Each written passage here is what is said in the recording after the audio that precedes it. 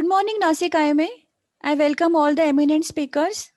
I welcome our President, Dr. Hemant Sonnis, and our Secretary, Dr. Kavita Gadekar, and all the office bearers and members of Nasik IMA. In today's Zoom session on the alarming and deadly black fungus mucormycosis, which happens post-COVID infections. Friends, till December 19, we never thought life will be so difficult and stressful. We never thought a non-significant, non-visible structure will cause a havoc on the Mother Earth. It was COVID-19 virus, which claimed more than 15.6 crores infections all over the world, 32.6 lakhs deaths, out of which 2.38 lakhs are only in India. When India was busy boasting and celebrating the win over disease in the first wave, COVID-19 had some different plans.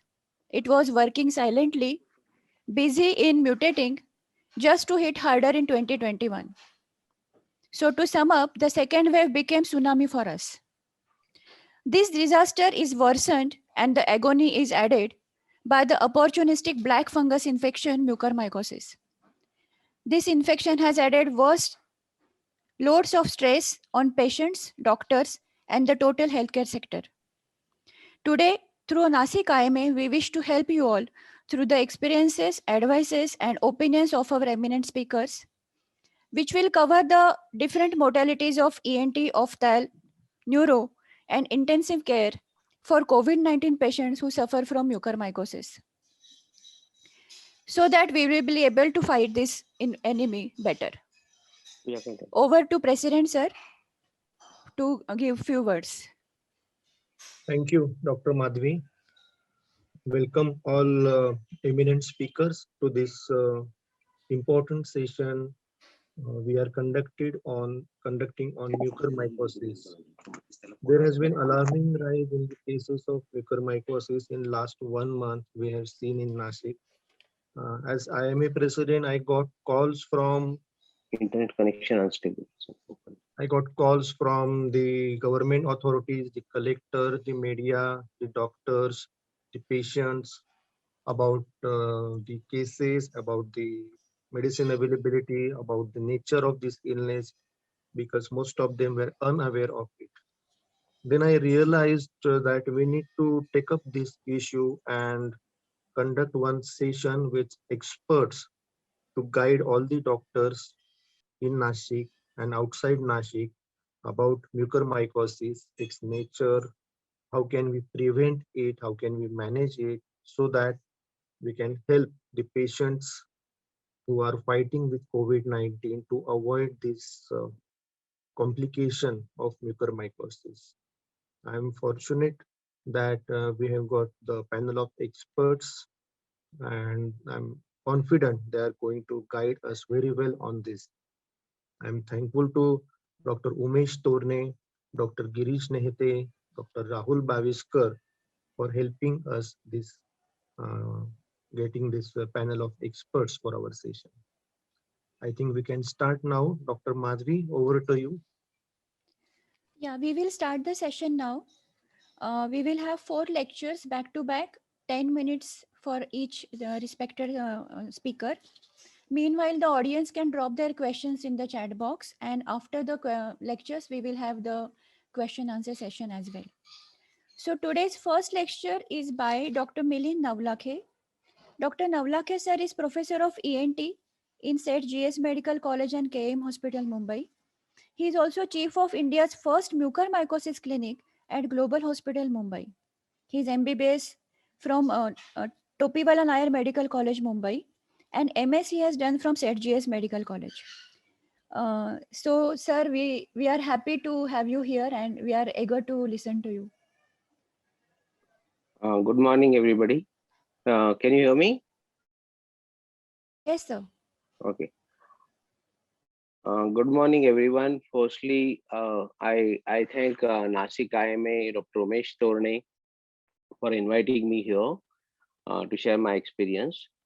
To begin with, I'm the one who's presenting, but we have a big team at Global Hospitals, which we started more than 6 months back. It was back in October when we started getting a lot of patients of mucormycosis. with my experience with these cases for almost 25 years. And we realized that when I was treating about 25-30 cases a year, we started getting those many per month. And that is how this concept of clinic came in. And to begin with the topic of mucormycosis,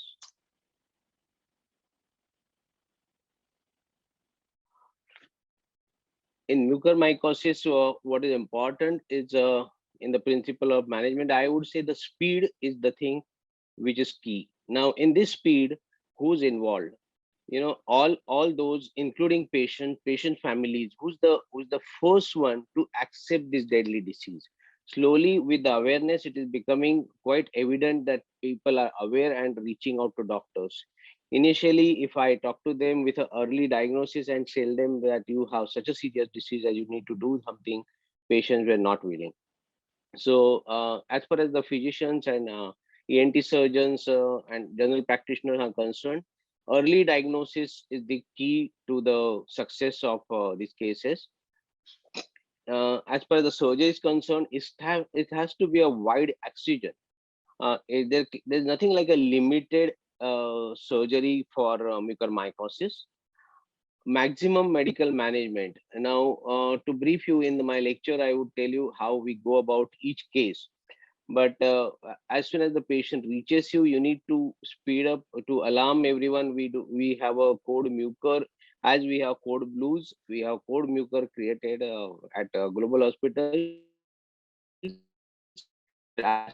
Alarm, they would immediately reach out to the casualty and they would start management. Our principle nowadays is, if we can get patient on table within 12 hours and do the surgery, and that that is giving us outcomes.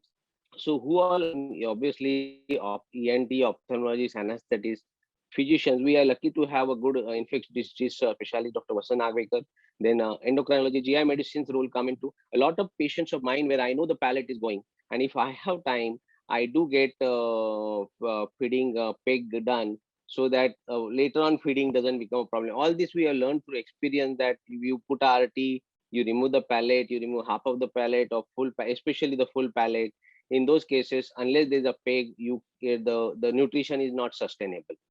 Obviously, nephrologists come into picture, neurologists, neurosurgeon, wherever need may be, intensivists, dentists. One of our protocols, dentist is part of our team. In fact, all our patients would go for a dental checkup on day one within hours of reaching to us and get an dental impression. That has helped us in rehabilitation, in making prosthesis for them in post-operative period. One aspect which I have added differently than other people is psychiatrists. You know, COVID itself is such a trauma to the family, and then coming this COVID as a biggest bolster to them. And to face this, we need to prepare the patient as well as the family, and it's a big psychological trauma. I would urge to all of you that include a psychiatrist with you. It would make a lot of difference to the family and the patient. I would never try to manage it alone. I would rather focus on to my specialty. I would look into ENT aspect of it rather than anything else. So that itself gives you so much relief that, you know, I need something in ophthal. You have this oculoplastic surgeon. Yeah, you need this help on ID, basically antifungals. You have a particular person. You don't have to think, okay, what would be this, the dose, what combination I should use, whether I use posaconazole along with amphotericin, whether I use liposomal or lyophilized, or do I use isoconazole, which we have been using a lot, Cresemba, which has been, I would say, a wonder drug, and I see a lot of underuse of it. I have seen that when we give them loading dose of 6 dosage in first 2 days, I have patients who would say my pain has completely gone, the swelling has decreased significantly by the time they come on table. Sometimes it takes time to take them on table, mainly because of the blood thinners or anticoagulant which they are put on due to COVID.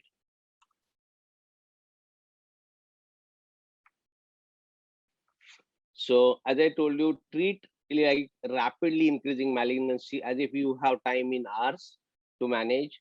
Do not ignore any symptoms. Early extensive debridement is key to survival. We need to reduce the mortality first. We have been lucky enough till now that except for one patient in so many months, we have been able to send all of them home, obviously with some amount of morbidity. But I would look at it that you accept a morbidity rather than a mortality. On day one, we have a joint meeting to whoever is available of mucormycosis clinic, a joint meeting with the patients and the relatives, which go on for usually half an hour to 1 hour, with all the discussion, keeping their expectations a little low on the and understanding the disease. We do have patients where we face challenge with cost of liposomal amphotericin B. So we do put them on conventional, but if the kidneys don't support, then we have to shift them to the liposomal. As soon as the patient comes, I would rather stick more to ENT aspect. So as soon as the patient comes, the diagnostic nasal endoscopy is a must. We send a swab for fungus. Again, in this, KOH mount is quite routinely done, but what our ID specialist, Dr. Nagvekar, recommends is Colcoflor white stain, which is more specific for mucor. And obviously the fungal culture. Now I look at it, some patients would say that wait for the culture. I say the culture will go later, your disease will worsen faster. So go by our clinical diagnosis. And I'm sure now most of us, and all of us, seeing so many cases of mucor per day, have become so much expert in diagnosing that the moment you think it is mucor, it usually turns out to be mucor and nothing else. So histopathology comes last because the report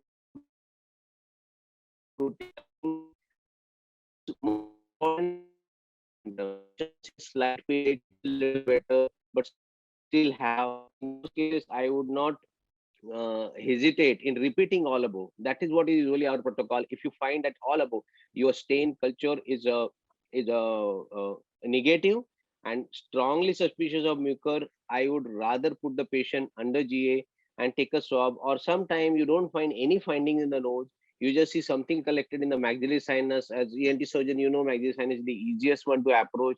If patient is not convinced for major surgery, at least go in maxillary sinus, take a biopsy, send it for culture, fungal studies, and histopathology. Radiology, as all of us have experienced that radiology, in fact, I don't remember a single case where I saw an extensive disease on the radiology and I found a little one. But it is almost every case I find a very little disease on radiology and extensive disease on the in the paranasal sinuses.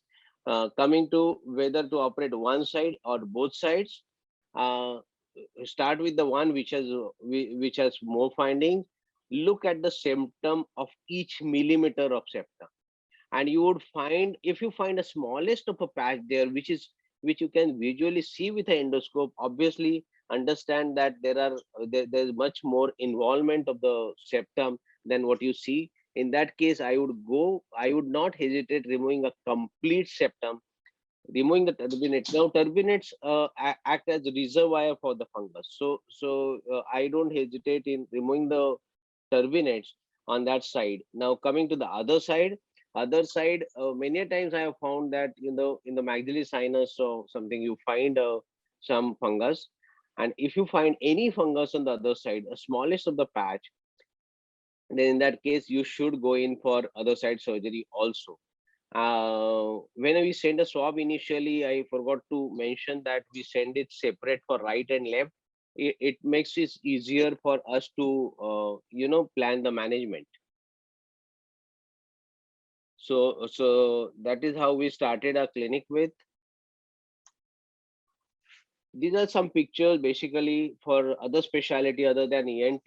This picture, which is showing the sticky secretion, this is very typical in the beginning. Now over a period of time, we have realized that mucormycosis is not it does not necessarily show every time charcoal black. Initially, it would be sticky like this. Slowly, it will go on to white patches. Then it will go to a fibrous strands, which are like, tendons of the muscles. And then it goes to this brownish stage, as you see on the right side, and then goes to very charcoal black. By the time you see charcoal black here, the disease has progressed quite a lot. Coming to palatal and oral cavity examination, these are the ulcers. In fact, this is a 29-year-old boy where I had to compromise the palate. So this, as soon as you press, you would see pus pockets coming, or here you have pus pockets coming. This palate cannot be saved. I'm telling you again, because 29-year-old, when I tried when saving it, what I landed up with is just pus fill, a bag full of pus, and a bone inside that is not going to survive. And no amount of antifungals is going to save that. So we had to compromise this, and I have done the palate removal on that side. I think most of it I have explained to you. Aggressive surgery, lower mortality. Some surgeons still feel, I am in touch with other countries. In US, they have got a few cases. UK somehow don't have much. In US, they said they have much more conservative approach. But then when you go back to their literature, you see a mortality rate, in spite of their level of management, is about 60 to 80%, which is very high, not acceptable. If you are diagnosing it early, why not live with some morbidity rather than mortality? Coming to the topic of resurgery, when do you operate again? Now, all these operated patients undergo a diagnostic sinuscopy regularly. During surgery, I soak gel foams in amphotericin B and fill all the sinuses with those gel foams, and it has been working quite well, because when I do the second check scope working,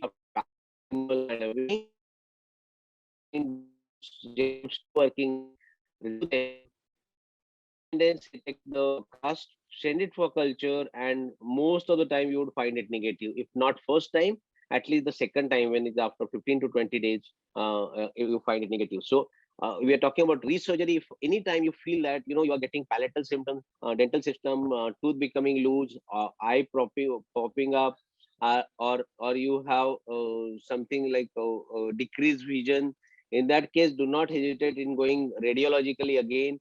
Check in on a MRI, a CT scan. Even though it would be of limited use, you can definitely compare it with your preoperative findings, and then the resurgery should be done as with the speed as you did the initial surgery.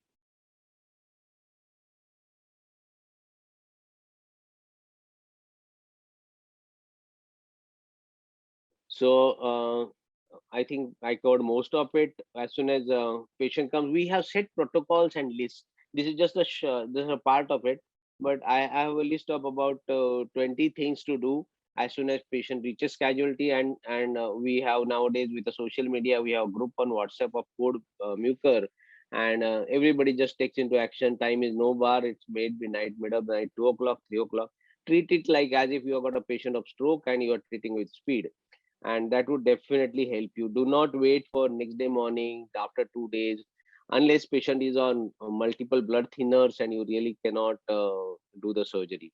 As far as the blood is concerned, bleeding is concerned, we definitely keep at least 2 pints of blood ready, because as you know, mucormycosis, as they call, is a iron hungry organism. And the one of the treatment is in fact described is that medical person will tell you it's iron chelating agents. Some patients, in spite of very less bleeding, after surgery you would find that hemoglobin dropping consequently in initial part of the treatment. So blood investigation, imaging, MRI. Why MR angio? Now, some patients, what we found as after admission or after surgery, they just landed up with a stroke. Now, obviously, we cannot make out whether it is because of the mucor or because of the COVID. As originally you are stopped blood thinners, so it's better to have a brain angio in the beginning itself, so you know the present status of the vasculature, and if there is any event, so you can track it easily and manage. In fact, one of the patients who got stroke in our ICU, we did a thrombectomy within an hour, and his power from 50 to came 54 within 24 hours. So these are some of the cases. There are n number which I can go on, but to keep it in time, I would just go on to a little bit of post-operative medical management. As I told you, would be taken care by a medical person. Repeated DNAs, yes, that is a key. Anytime you find that all reports of histopathology and microbiology are kept in a separate file with dates, so that we can easily track onto it. Anytime you find that, we have found that mucormycosis patient, next after a week or so, you find even aspergillus growing. Obviously, the treatment is similar, but maybe a little change of antifungal dosage and drugs. All this crust which are sent, also sent for histopathology. Daily watch of CBC, creat, and electrolyte. This would help you in better managing your antifungals. And obviously watch everyday examination of eye, palate, at least by a ENT surgeon, so that to continuously keep a monitor. Repeat imaging if there is a new symptom. Early detection, diagnostic endoscopy, fungal cultures, extensive debridement, increasing dose of amphotericin to whatever maximum possible. Combine antifungal, don't depend on one antifungal. And renal complication, obviously you have to take care. Now, sometime what happens is, if you need to stop amphotericin, if your Cresemba isoconazole is on, it takes care of quite a lot of fungal load, and that is how we continue with a management rather than just stopping everything. Cresemba, as you know, is not that much of nephrotoxic, and you can really continue the management with antifungal.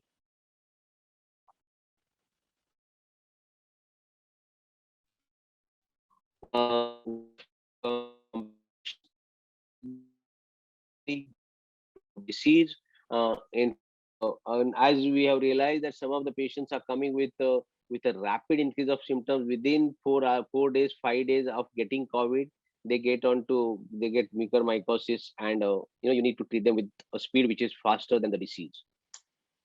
Bleeding from debrided raw area post-operatively, yes, sometimes you can get that, and you need to manage it as you will manage any.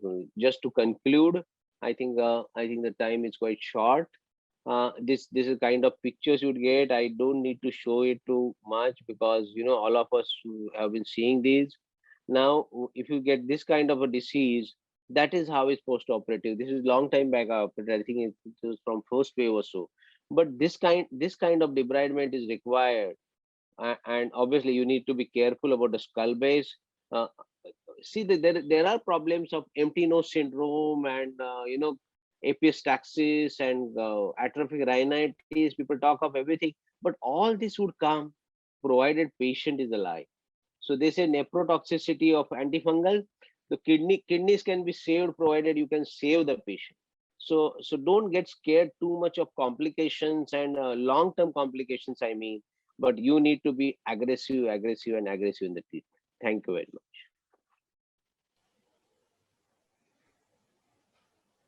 Thank you, sir. So being aggressive is the key, according to you. As we all know, and as sir has said, the fungus enters through ENT pathway, and next target is obviously the orbit. So our next speaker is Dr. Santosh Honawar, sir. Sir is trained at RP Center and Wills Eye Hospital, Philadelphia. And at present, sir is head of oculoplasty and oncology at Center of Foresight and CFSC Education, Hyderabad. Sir, over to you. You there, sir? Thank you so much. I congratulate IMA Nashik for thinking of this very important CME in these troubled times. Dr. Milind Navlakhe has, of course, covered the entire management of mucormycosis very beautifully. So there might be some overlap in what I'm saying, but I'm mainly talking from the perspective of an ophthalmologist. Way back in February, we collected a bunch of cases between Hyderabad and Mumbai and published.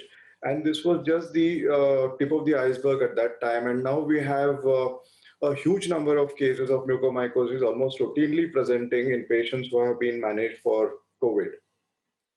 Earlier, just about a couple of years ago, the incidence of mucormycosis was very rare. We used to probably see one patient in 2 or 3 months as an ophthalmologist. We know that it is an opportunistic infection, and Western literature shows that mortality is more than 50% even when treated. But as was emphasized in the previous lecture, delay is the issue.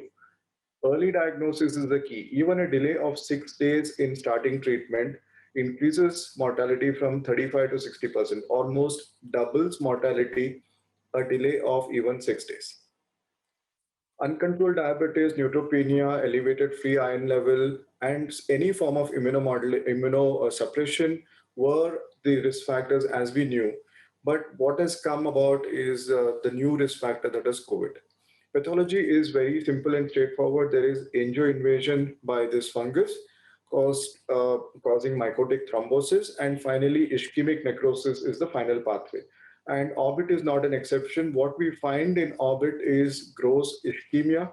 In fact, ischemia of the entire orbital structure. So surgery is absolutely bloodless in the orbit because the entire tissue is necrotic. The onslaught of COVID has changed the picture of mucormycosis. It is more aggressive than what it used to be earlier. Why does this happen? Mainly because of decrease in CD4 and CD8 lymphocytes, and associated comorbidities such as diabetes mellitus play a role. Use of immunosuppressive therapy, steroids, and monoclonal antibodies. And we all know that in patients with COVID, there is a 8 to 10% risk of secondary infection. It occurs in the middle and late phase of management. And the fungal infection actually is now overtaken bacterial secondary infection as far as late phase COVID manifestations are concerned. How do these mucormycosis come into the paranasal sinuses and the orbit? It is known that mucor is actually a commensal in the gastrointestinal tract, but it is also found in the nasopharynx and paranasal sinuses. It could proliferate being a commensal there and progress because of breach in the mucosal barrier, which happens very early in the course of COVID infection. In fact, this is the first pathophysiology of COVID infection, that there is breach in the mucosal barrier and mucosal immunity. Or it could be an exogenous source that could come from administration of oxygen in a septic without any aseptic precautions. This is an important piece of literature which shows that there is breach in the mucosal barrier and mucosal immunity, both mechanically and immunologically. There is breach in the nasal and nasopharyngeal mucosa in COVID. And this is the earliest feature and continues to remain breached for varying periods, even following recovery from infection. If we look at the cases of rhino-orbitocerebral mucormycosis that associated with COVID that are published, certain factors stand out. One is it happens more commonly in severe infection. 70% of patients have uncontrolled or controlled diabetes.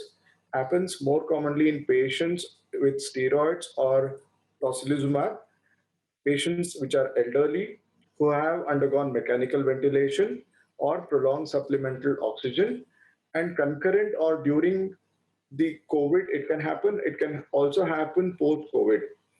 And life salvage with COVID has been reported to be 30 to 50%. What are the symptoms and signs? The earliest symptom that the patient manifests are progressive retroorbital or paranasal sinus pain and also headache. Patients also have nasal stuffiness. They may feel bad odor. As a sign, they have eyelid and periocular edema and facial edema, eyelid and periocular and facial discoloration. Sudden onset of ptosis is almost pathognomonic of mucormycosis currently, and proptosis as well. Ocular motility restriction and diplopia, even without ptosis, are some of the features that we have found. And sudden onset loss of vision is because of central retinal artery occlusion, because of ischemic feature. And that is also has become a pathognomonic feature of COVID associated mucormycosis. And nasal discharge, white ulcer, palatal ulcer, and eschar. These are some of the manifestations of mucormycosis. They actually present like bacterial orbital cellulitis with but with very rapid progression. So if I see a patient of this sort in the current era, unless otherwise disproved, it is mucormycosis.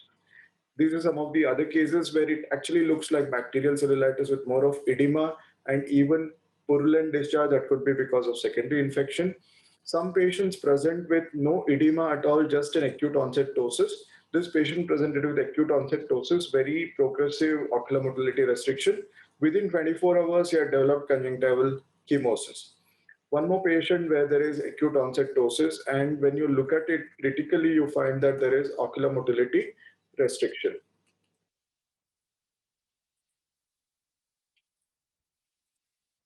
Some of these patients present with, one second.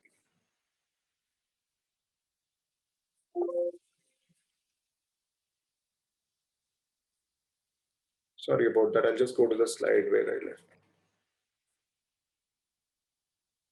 Is my slide visible? Yes. Okay, Yes. fine. So this is one patient who presented with acute onset ptosis. You find that ocular motility is grossly restricted. So there is ophthalmoplegia in this patient.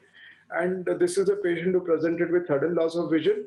All you found on imaging at that stage was sinus mucosal thickening and enhancement. So that was the first feature of COVID in this patient. This is all explainable because orbital apex is a very crowded space where there is ophthalmic artery as well. And many of these patients present with ophthalmic artery thrombosis and orbital ischemia or necrosis. Imaging is the key to the diagnosis of COVID. Some of these patients have paranasal sinus involvement, which is very evident, but some patients present with just orbital apical involvement with minimal paranasal sinus involvement. So there are three categories of patients where there is predominant paranasal sinus involvement, a mixed paranasal sinus involvement and orbital involvement, and patients who have predominantly orbital involvement, and the management actually slightly differs from these clinical situations. This is a spectrum of imaging manifestations of COVID. Early manifestations may be nothing or just the thickening of the nasal mucosa. And as the disease progresses, you find more extensive paranasal sinus involvement, ethmoid sinus being the most commonly involved. And finally, this is the picture. And there is fluid level in the sinus, which is now recognized as one of the early manifestations on imaging. As an ophthalmologist, when a patient comes to us with any of these symptoms and signs that I've described, we of course do imaging, but before that we do a deep nasal swab. Deep nasal swab is ideally taken with endoscopy guidance, which oculoplasty surgeons are familiar in doing. Or if you find a visible white ulcer or a erythematous area in the nose and the palate, or a black eschar, which is the last phase of these manifestations, you can take specifically from that area and do a KOH mount and a calcium white stain. This is for the rapid diagnosis. Within half an hour, you have the diagnosis. And as soon as you have the diagnosis, of course, there's a combined team approach which is to be put in place. But you have to go in for empirical antifungals, which will be liposomal or regular amphotericin B. Most important is to immediately start antifungals as soon as we have got a clinical KOH or calcium white and radiological based diagnosis. Even if it is probable or possible mucormycosis, given the clinical setting, you have to start on antifungal. And then as we prepare the patient, we have to go for a surgical sinus debridement if it is a predominantly paranasal sinus disease. But if it's a predominantly orbital disease, then we go for orbital exentration after 72 hours if the patient is progressing or if there is permanent visual loss. Then over a period of time, daily endoscopy, repeated aggressive debridement, sinus irrigation with amphotericin B are done by the ENT specialist, whereas orbital surgeons do peri or retrobulbar amphotericin B. When we do orbital exentration, we routinely irrigate the exentrated orbit with amphotericin B in the dosage that is shown 1 milligram per ml. So this is the spectrum of management: minimal orbital involvement with no or minimal extension to cavernous sinus, unilateral cases, worsening or no improvement in 72 hours on amphotericin B, then it is a surgeon's decision to do orbital exentration. And does it really work if we do surgery, combination of surgery with medical management? That is the evidence out there. Survival is 3% when it is untreated. With just medical management as is practiced in the United States, it's about 60% survival. But when you combine medical management with surgery, prognosis increases to 70 to 80% survival. This is a patient where there was predominantly orbital involvement. So this patient underwent orbital exenteration. Of course, we spare the skin and so that we can put a customized orbital prosthesis. This is a patient where there was orbital apical involvement and cavernous sinus involvement. There was no reason why we could have just done an orbital exenteration and saved this patient. That was not possible. So this patient responded to paranasal sinus debridement aggressive one and systemic antifungals.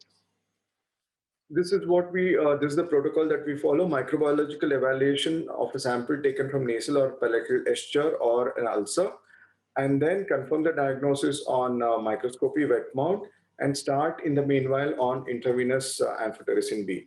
And for predominantly sinonasal disease with limited involvement of the orbit where vision is preserved, then aggressive paranasal sinus debridement and further process as I already described. If it's predominant orbital involvement with no or limited cerebral extension, then we go for early orbital exenteration. But if it is extensive cerebral involvement and bilateral orbital involvement, then prognosis is extremely poor and we go for conservative management. Corticosteroids are to be given only when indicated, and extensive and non-judicious use of corticosteroids has probably led to this mucormycosis being such high in incidence in the setting of COVID.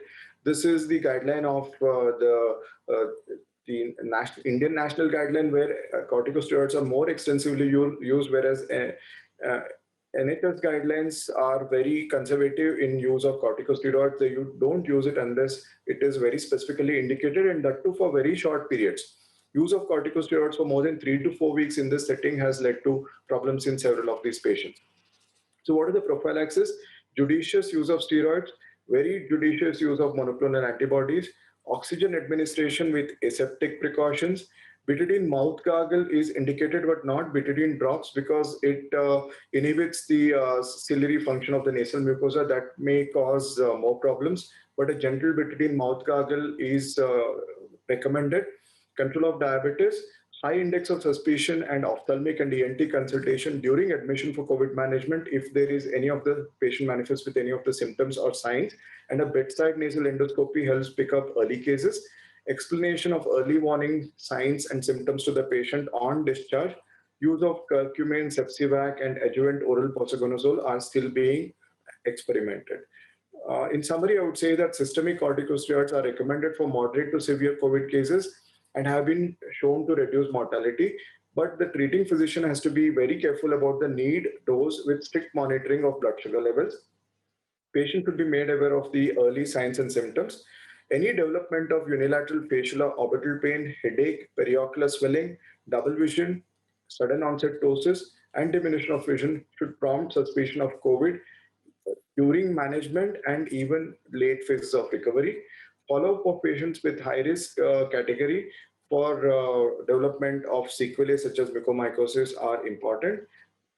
Ultimately, high index of suspicion, combined team effort by multiple departments, and timely surgical and medical management can help in survival. Prophylactic use of antifungals is still being experimented, and we don't have any conclusive evidence that it helps. Thank you so much.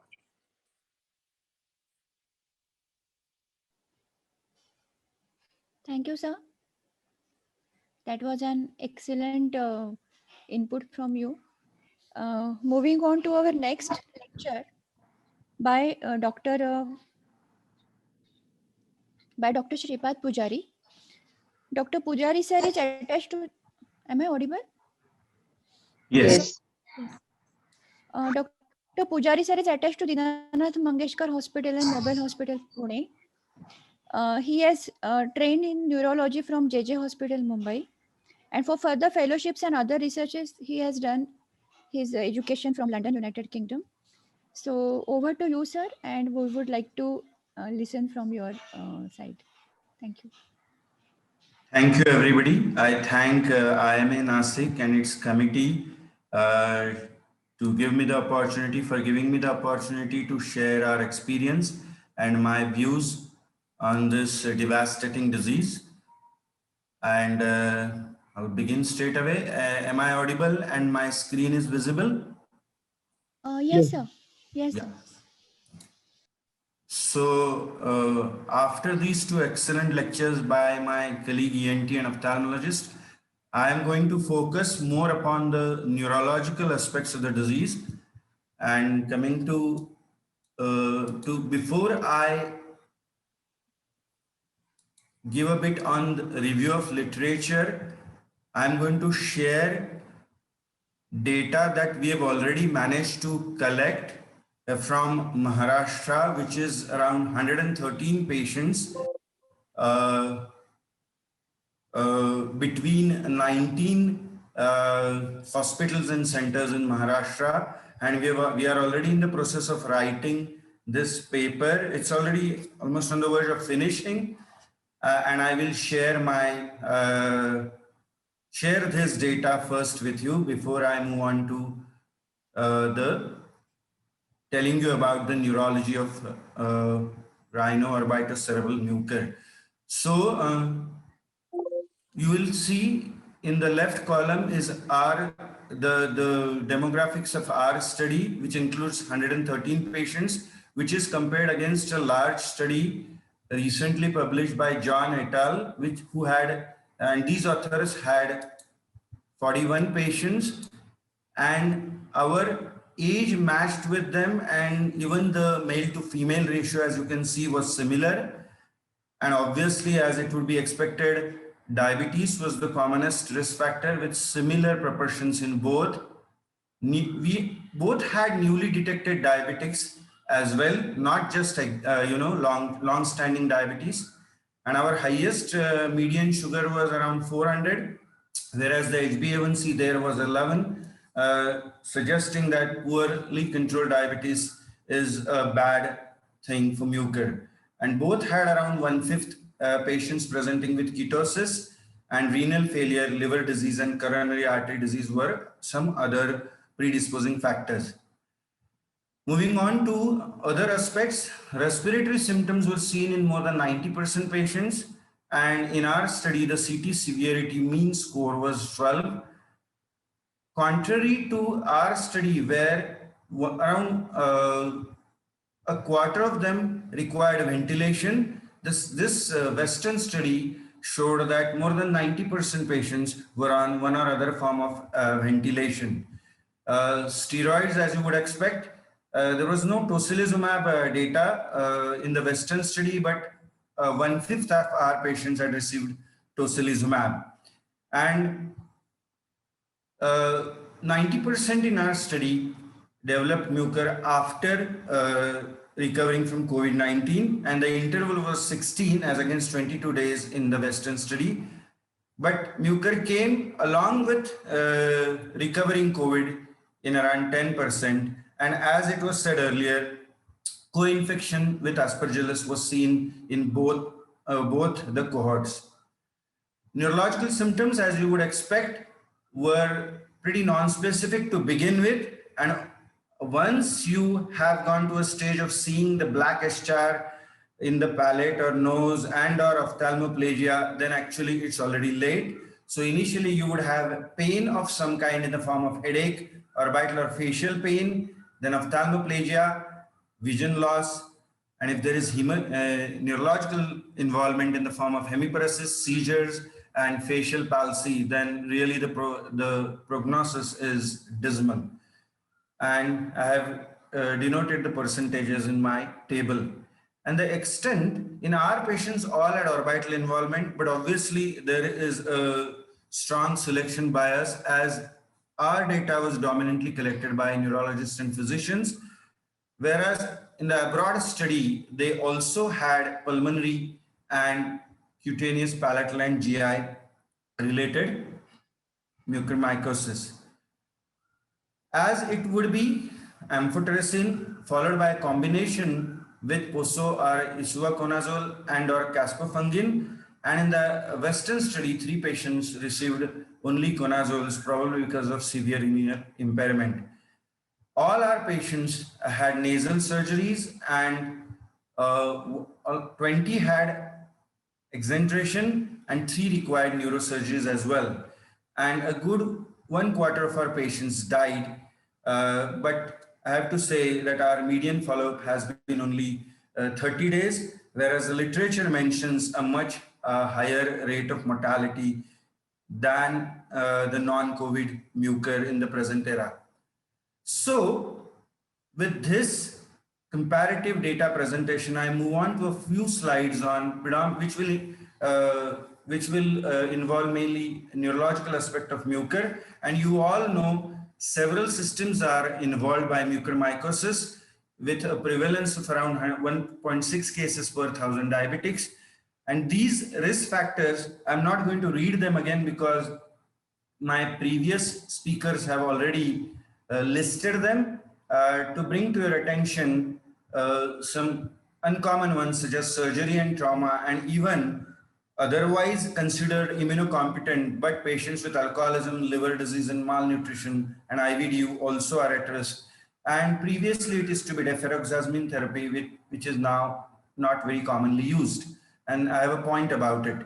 So actually the question is, why is it common with COVID? And there are 4 aspects that you should learn. One, as we all know, diabetes is an immunosuppressed state, and acidemic and hyperglycemic state induce endothelial receptor glucose regulated protein and adhesion spore coat protein exposure, which thus attach to each other, making it easy for otherwise indolent mucor to inoculate. COVID-19 itself causes endothelitis, which allows endothelial adhesion and penetration of mucor. It is a state of immune dysregulation with reduced number of T lymphocytes. We all know that by now. And COVID-19 itself produces hyperglycemia. Now, relation with iron goes back to studies in patients with iron overload who received deferoxamine therapy, where it was seen that the iron removed by deferoxamine is captured by the siderophores on the mucor, and this iron helps in growth of this fungi. Cytokines, especially IL-6, is raised due to severe infection and diabetic ketoacidosis, and it stimulates ferritin synthesis. We all know ferritin is raised in majority of COVID, and this downregulates the iron export, resulting in increased intracellular iron. Increased intracellular iron generates reactive oxygen species, thus resulting in tissue damage. And this tissue damage leads to, again, more release of free iron, thus feeding the vicious cycle into a cascade. And we all know steroids, monoclonal antibodies, and broad spectrum antibiotics. So these are several causes why probably we are seeing it more frequently than otherwise. Moving to clinical features, look at the left list. Majority initial symptoms are not specific to any system, but will be just fever, pains of several sort, facial swelling, nasal discharge, epistaxis, and other non-specific nasal symptoms. And by the time, as I said, you see the HR, it's probably too late. And some may have just dull, boring bone pain.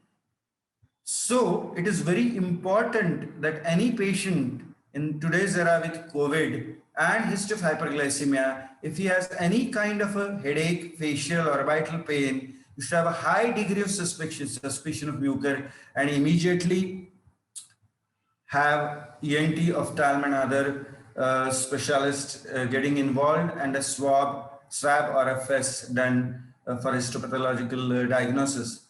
Neurological features, as earlier mentioned, are hemiplegia because of internal carotid artery infiltration. It's an ischemic stroke. Facial numbness, as it was said, ophthalmic and maxillary division of trigeminal nerve pass through cavernous sinus, so it would be expected, and uncommonly facial palsy and encephalopathy. As reiterated by my ophthalmologist, however, you have to see that ophthalmoplegia in the initial stages will be seen not in many, and by the time patients have ophthalmoplegia, the disease is already spread across extensively. And then the standard symptoms, as I've listed under the ophthalmological clinical features. And how does the brain get involved? either from the nasal area through cribriform plate, it passes through, or from retroorbital region by extending through ethmoid and sphenoid sinuses, or from superior orbital fissure by the perineural route, or occasionally through hematogenous route from distinct organs to the brain. That means from nose and eye to the brain. And what are the differences between COVID today and the one without COVID-19? It's more aggressive, as you all are experiencing rapidly progressive mortality, higher requirement of prolonged antifungal therapy up to 12 weeks, treatment discontinuation or loss to follow because of problems with traveling, lockdowns, etc. And around 25% have co-infection with aspergillosis, as seen in both of the studies I mentioned. I think that everybody has shown this slide. The most important aspect, we need so many specialists to be able to pin down the disease, and in no way I can reduce the importance of even one of these specialists through the journey of managing COVID. And as shown earlier, imaging helps to delineate the extent of tissue invasion and so decide the extent of surgery. Bone erosion is better seen by CT than MRI. And as far as paranasal sinuses and face are concerned, you would see mucosal thickening, osseous erosion, sinusitis, destruction of bones in the nasal septa, maxilla, and mandible involvement. In orbits, as it was already shown, you would see cellulitis, optic nerve involvement, soft tissue infiltration, bone rarefaction, and erosion of the skull base. And with brain, you would see cavernous sinus, internal carotid artery thrombosis, and I'm going to show you a slide on that. Infarcts, aneurysms because of infiltration of the arterial wall and leading to then hemorrhage, intracranial abscesses, subdural, extradural collections in the brain. And here you are, the left figure, as you can see, in addition to the cavernous sinus orbital apex involvement, you see round abscesses in the temporal lobes on both sides, whereas here is a source image of MR angio, in which you can appreciate the left internal carotid is seen, lumen seen very well, as against chinked lumen of the right internal carotid artery. And on the angiogram, you can see the internal carotid progressing to middle cerebral, where you cannot see, where it's absent on the right. And in the brain, you can already see middle cerebral artery territory infarcts leading to hemiparesis and related symptoms. So biopsy, gross appearance is also very important, as seen by the ENT surgeons, and it should be followed by culture and susceptibility and histopathology. You should document invasion of mucor in the tissue itself. And as far as treatment is concerned, joint guidelines have been formed by ECMM and MSG ERC. Surgical debridement, my colleagues have already talked a lot. The main point is clean margins to stop the spread. And surgeries can include FES, exentration, palate, alveolar resection, dental extraction, abscess drainage, as I said, brain resection rarely, and PEG, as already mentioned by my ENT colleague. And I don't think I'll read through this because it's already said. And there have been small case reports and trials of intraorbital amphotericin B, irrigation with amphotericin B.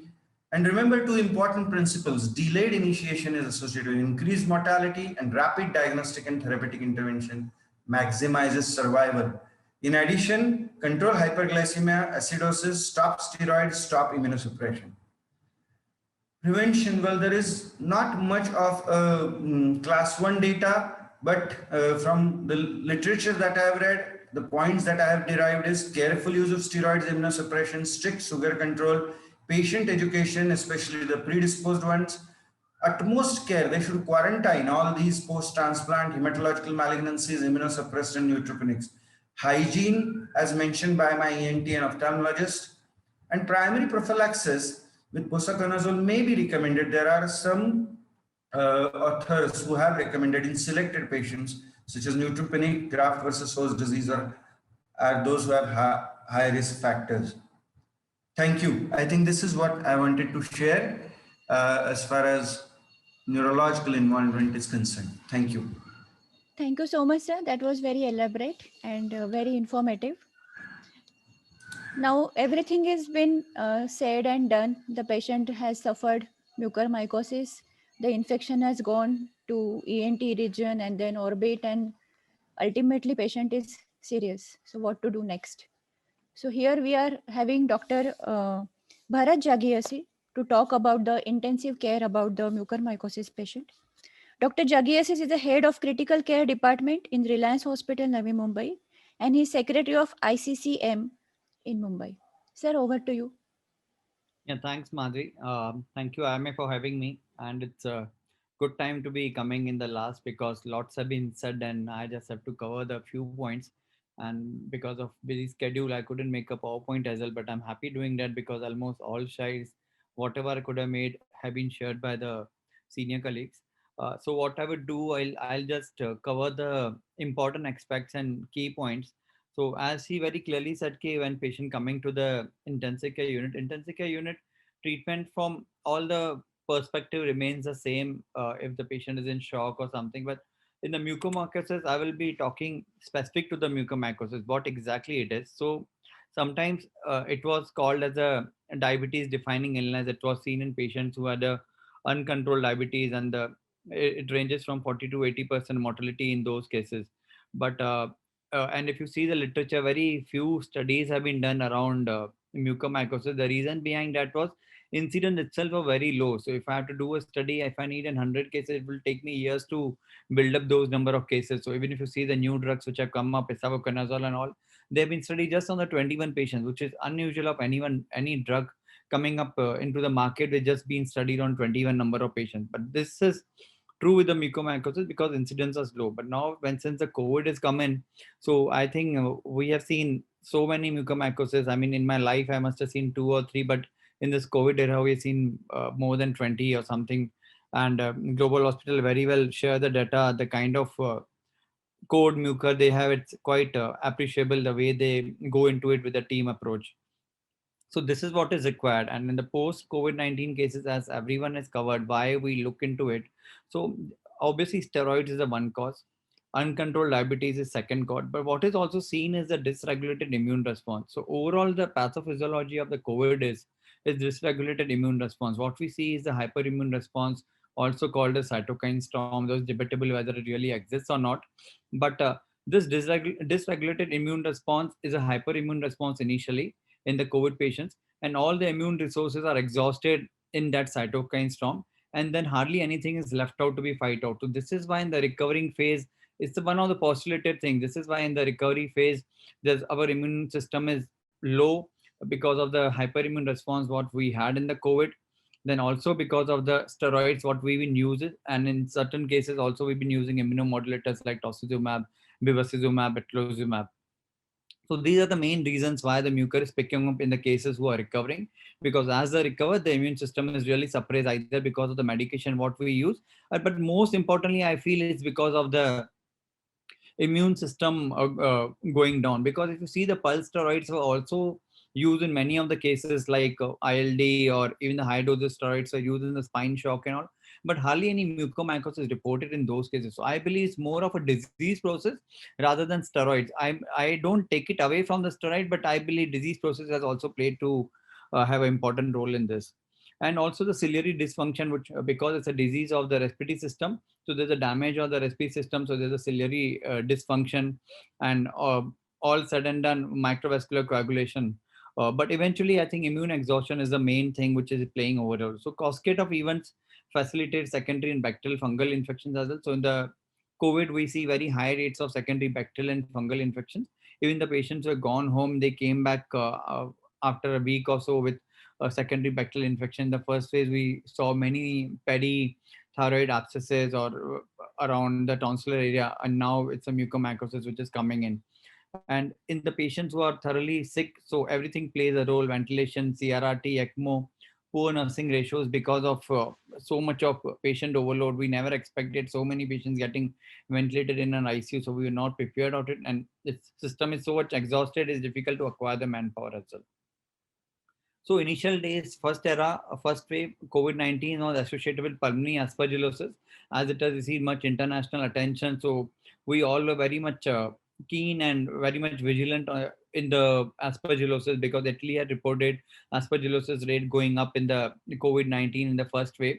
So voriconazole was also a drug which was very commonly used when there was a doubt of secondary sepsis, and we always use galactomannan and all. So voriconazole is also known to suppress the aspergillosis, and which allows also the molds to grow up and then again invade the organism. So even that could be one of the reasons why it's picking up.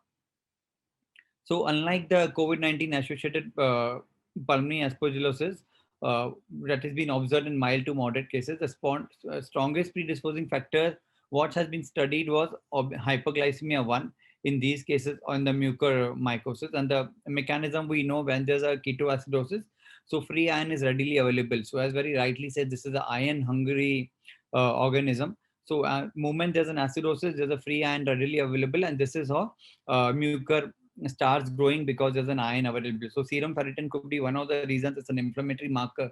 So there has been lots of inflammation why the ferritin is high, and this is why mucor incidence is going up. Though the landmark recovery trial published in 2020 has served a license to use steroids, but here I want to make it very clear. This is not related to the mucor in general overall. Landmark remap cap and recovery trial very clearly said we should be using steroid, but in the remap cap what they found was steroids are useful only when they were used after 7 days and in the patients who had required oxygen. When steroid, and in those cases there were 30% reduction in the mortality. When steroid was used in a cases who were mild or in initial 5 to 7 days of the illness, the mortality was higher. So here the first prescription, whoever comes in COVID-19, with the first day or second day of prescription, we see commonly they have been prescribed steroids. So maybe that is the reason why all these complications are going up, all our mortality is going up. They had very clearly said steroids are useful only when used when the patient needs an oxygen and after the 7 days of the illness. If you use it early in the initial days of the disease, steroids in fact have increased the mortality, which was very clearly indicated and read in that study. So clinical hallmark, everyone has shared the views. There has been a stuffiness of the nasal and oral cavity, black discharge, orbital ocular nerve, cranial nerve involvement. So patient who has a COVID and all of a sudden he starts complaining of diplopia or the ptosis or there's orbital cellulitis, the high suspicion. And in fact, I would say not only high suspicion, almost you made the diagnosis in current area, it's a mucormycosis. So there are no biomarkers for the mucormycosis. Hence a negative galactomannan or the beta D glucan or the pointers which rules of the mucormycosis, which rules of the mold in these cases. So as I very clearly told you, the treatment is voriconazole for the suspected invasive aspergillosis increase the pathogenicity of the mucor with obvious dry consequences. So maybe the voriconazole use, because of the high suspicion of aspergillosis, has increased the dire consequences, increase the pathogenicity of the mucor. So mucor, everyone has clearly said, has been diagnosed by biopsy for mucor mount or the KOH mount. And the treatment, I would like to, everyone has spoken about it. So amphotericin B, liposomal amphotericin is the most preferred treatment. And the dose what has been recommended is 5 milligram per kilogram. But in cases where we suspect an invasive mucormycosis, we can go up to as 10 milligram per kilogram. And there have been few studies where they've gone up to 15 milligram per kilogram. But the disadvantage would be the nephrotoxic. So we have the alternative available, posaconazole and isavuconazole, and both these can be used. So when we're using isavuconazole, dose is 200 milligram, first 6 doses, and then 200 milligram OD. And if you're using posaconazole, it is 800 milligram per day in 4 divided doses. So these are the variants what we should be using. Most commonly, it's a single drug which has been used, but in 2019 guidelines published by the European Society, they've also said that dual therapy can be used in certain amount of cases where there's a lots of invasion or you're trying to prevent that. Lots of ophthalmologists, I think Dr. Shripad will be the one to clear it, are using the retrobulbar amphotericin as well. I am not aware of any studies, but I've seen them using it at our institute as well. And regarding the other adjuvant therapies like desferriexone and all, those are studied initially because it's an iron hungry. So people thought maybe if we use a chelating agent and we don't allow the iron to be readily available, it will reduce the incidence. But whatever the studies has been done with the iron chelating agent and desferriexone, mortality benefit is not to be found. So this is the reason why they are not being routinely used. And apart from this, ICU management remains same for every shock patients. Nothing differs. And but here, apart from the medical management, we have to go for the aggressive intervention, surgical intervention as well, because unless and until we don't debride the infected particles, infected area, medical treatment is not going to benefit. So in the cases where the medical treatment was used alone, they hardly seen a survival benefit of 3 to 10%. It goes to 40 to 50% when it's combined with the surgical intervention. So here, team approach is very much important.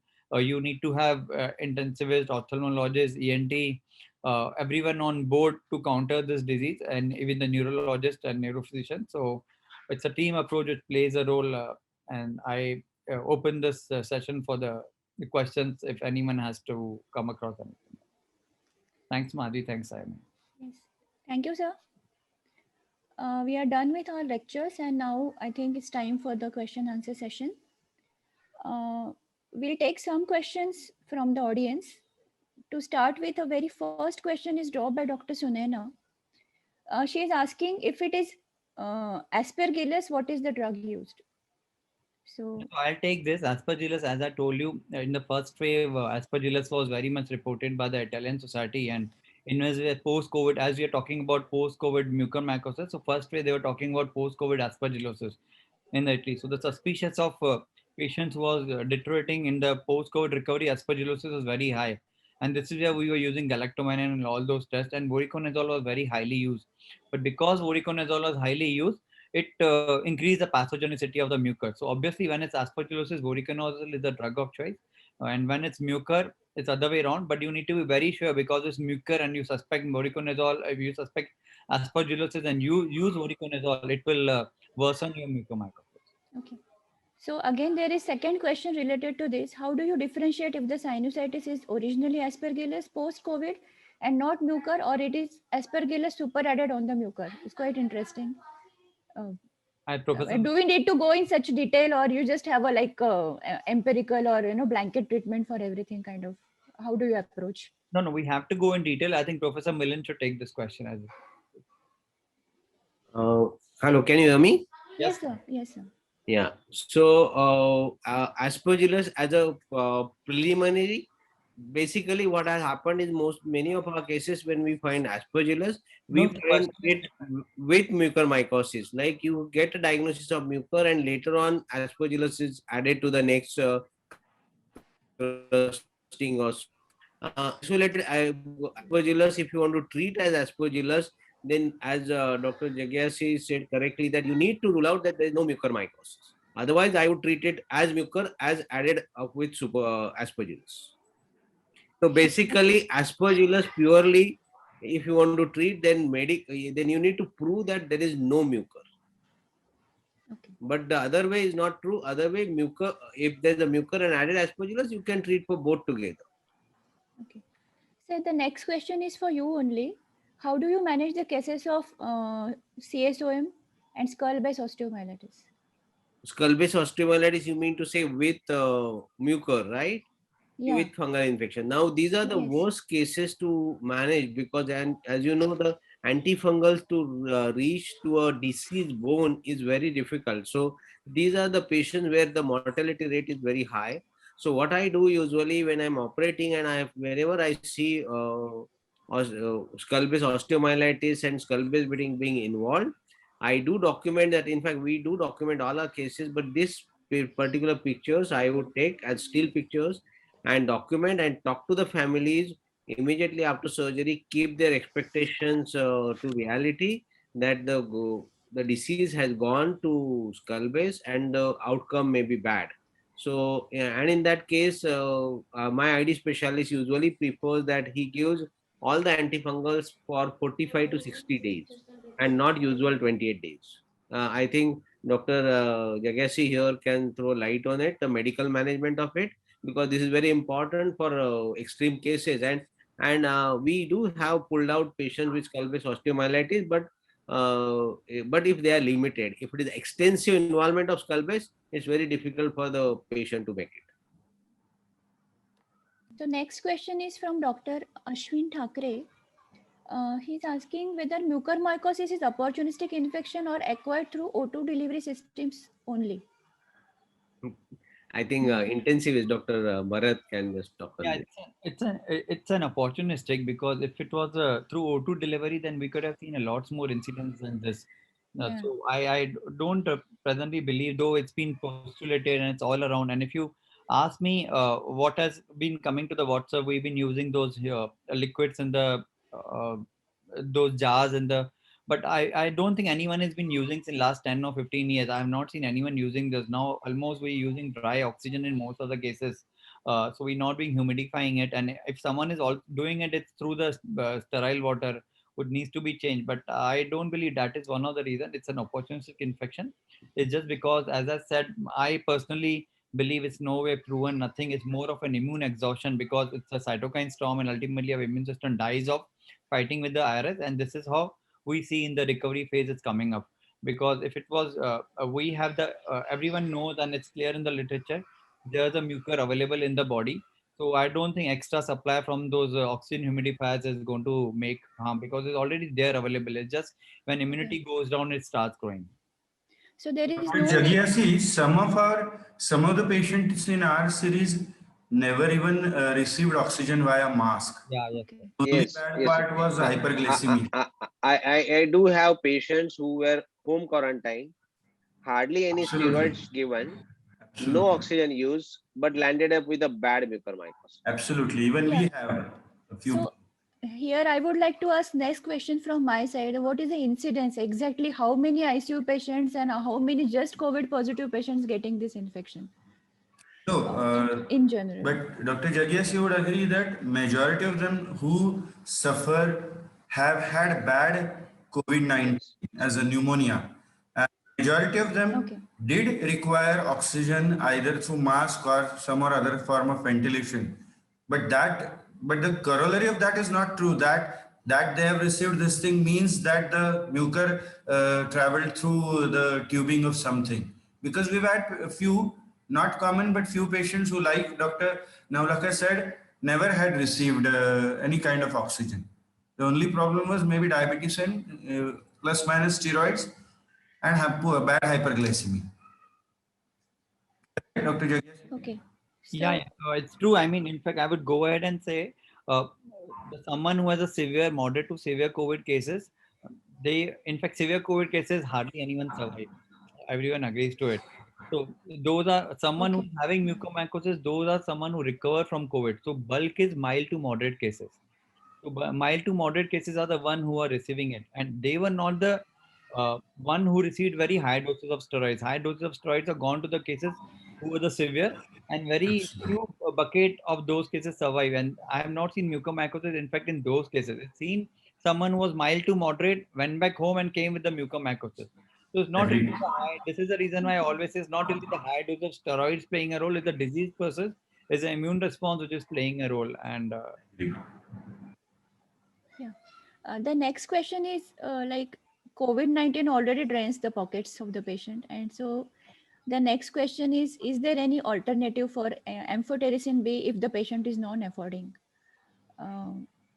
no, these are the See, Wants to add something amphotericin is on? available in as three types. Plain amphotericin is just few hundred rupees. Lipid emulsion and Okay. liposomal. It is the liposomal that is costly. quite expensive. We all agree, and Dr. Navlakhe already addressed this issue that in an ideal world, liposomal, and if we read the guidelines of the mucor management, the European guidelines, the recommendation is liposomal. But I think in our country, if the kidneys are fine and patient is in a position to tolerate, we could give a plain, simple amphotericin, which costs no more than few hundred. I think less than 500 rupees. Dr. Jagiasi? You Yes, amphotericin plain can be used with the strict monitoring. So, I mean, if someone who doesn't have a nephrotoxicity and we can regularly monitor the potassium of those patients, it can be very safely used. So, we only are using. the older with the category where there's already a kidney renal involvement, those are the cases we need to look into. So, plain amphotericin can be very well used. So next question is, I think for the ENT and opthal operative surgeons, they are asking that Dr. Shalaka is asking, do we need to have a COVID negative RT-PCR test for the patient to get operated for the debridement of mucormycosis? Kind of. Or At our center, what we are following is we do ask for RT-PCR report, but if it is positive, you have to consider it as positive, take all the precautions. yes. And if it is within 21 days after positive report, after the first positive report, then anyway you consider them as positive. After 3 weeks, as I think Dr. Jagyasi would be the right person to tell you about this, but the infectivity goes down. So in those cases, we still don't put our guard down and take all the precautions while operating. Okay. From Dr. Ankit Sahai, we have a question. Is there any prophylaxis to be given in post-COVID patients discharged from ICU and it's been 20 days like post-COVID? So can we prevent the mucormycosis by giving some treatment?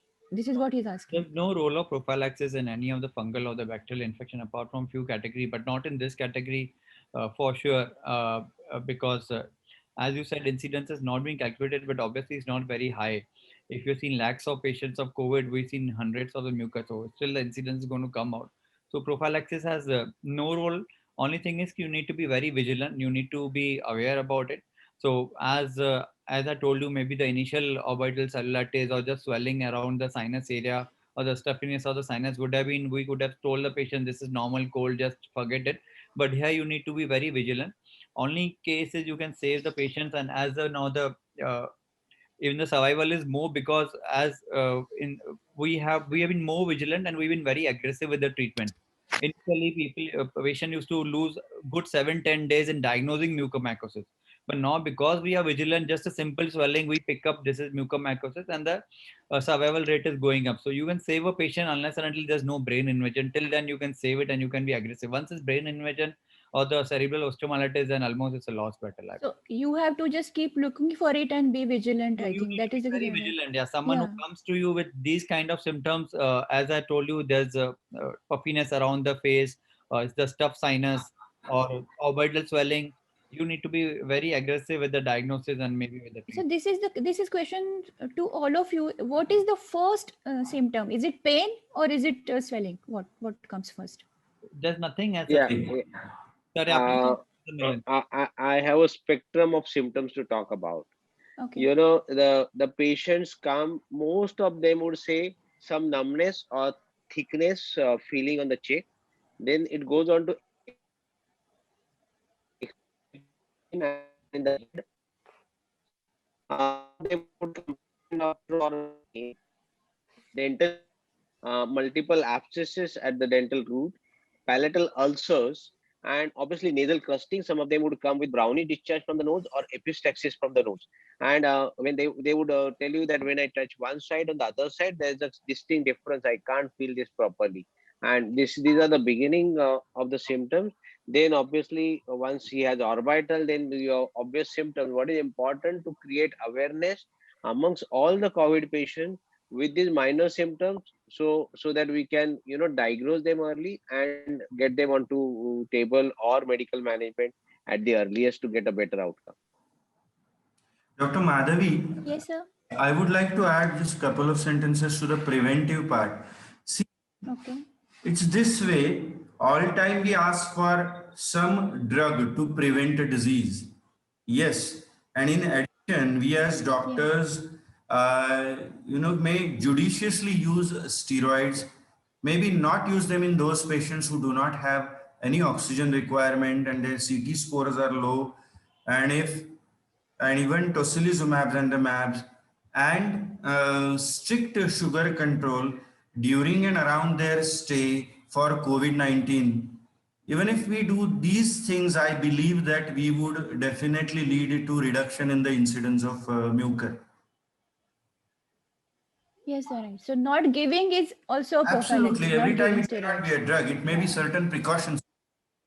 Not Absolutely. giving a drug. Yes. So next question is from Dr. Ajit Junagade, sir. He is asking, is there any relation between serum ferritin and mucormycosis? So is it like high ferritin favors mucormycosis? Yeah, like I showed in my slide. Dr. Jagiasi, you want to say? No, sir, go ahead. I'll add on to it. Yeah.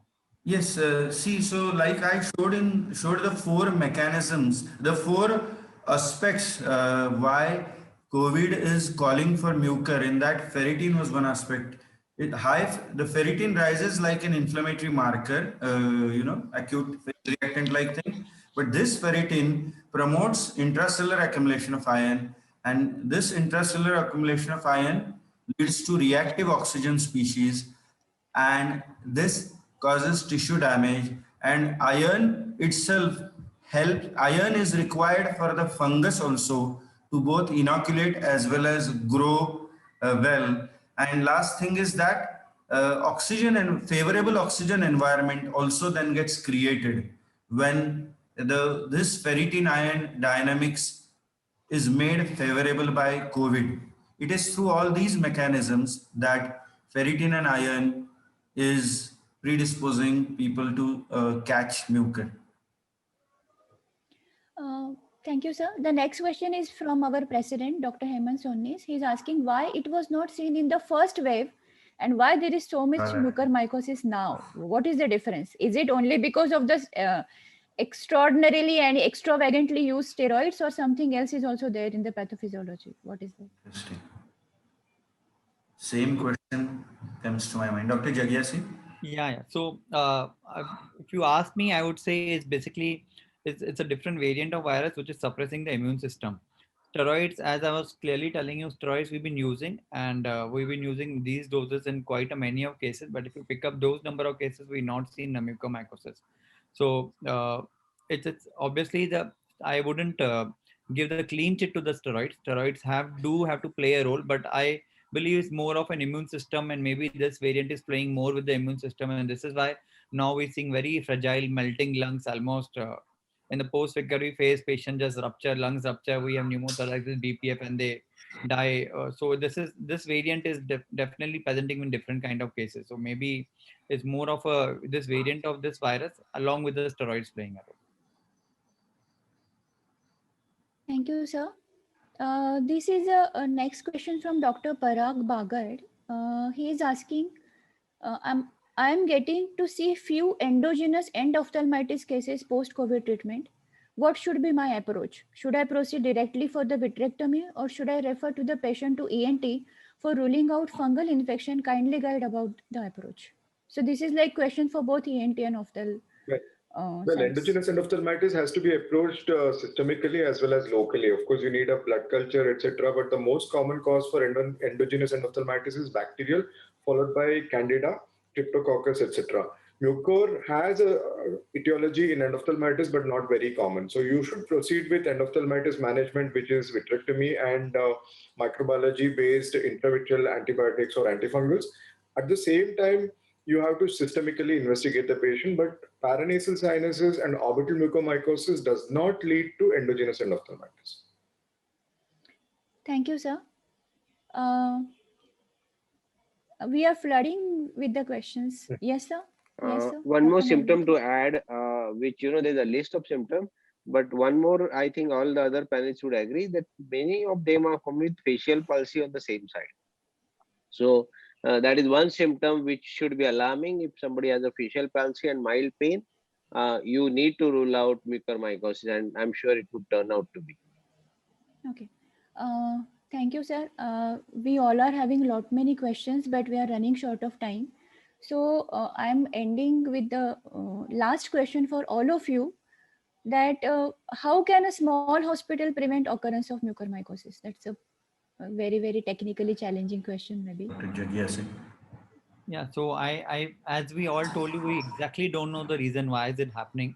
So one important point would be, whatever reasons we know is judicious use of the steroids. You use in the right doses, not in the higher doses. Use for the right defined period, not the undefined period of the steroids. That is one. Second is control blood sugars pretty very well.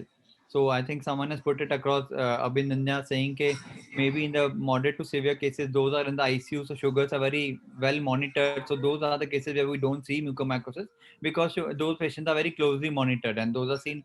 So it's been seen at home where maybe the sugar was not monitored. So someone who's on the steroids or even in the COVID, it's an infection. So any infection, sugar will go high in pre-diabetic patients.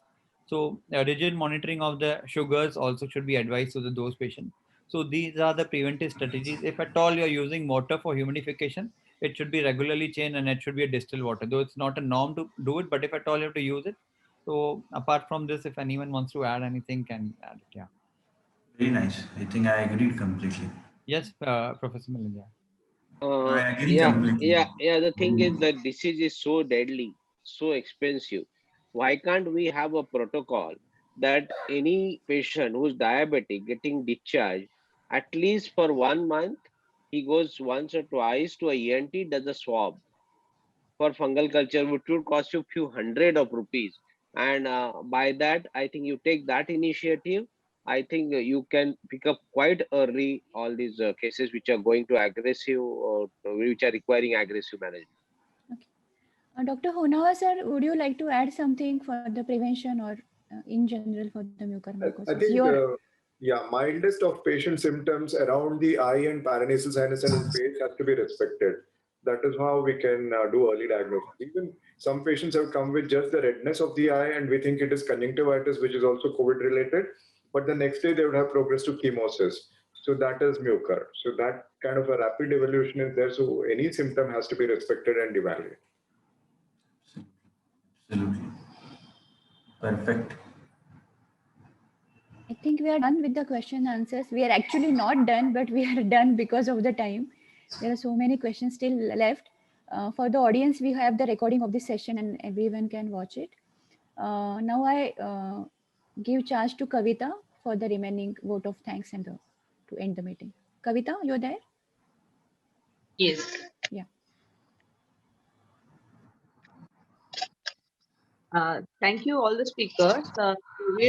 After tackling the first wave, we are in the second wave. There is change in the presentation. There is increase in the mortality, and the ones who are saved are landing up with mucormycosis, and this is leading to morbidity among the patients.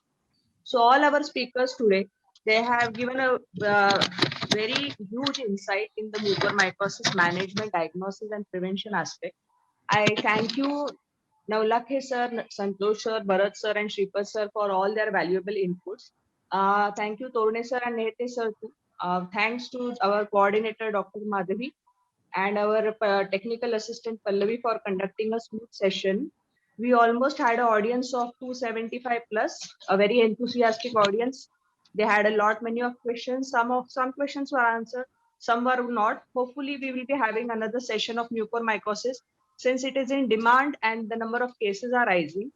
Especially seen in India, I don't know whether the environmental conditions are favoring the growth of mucor apart from immunocompromised state.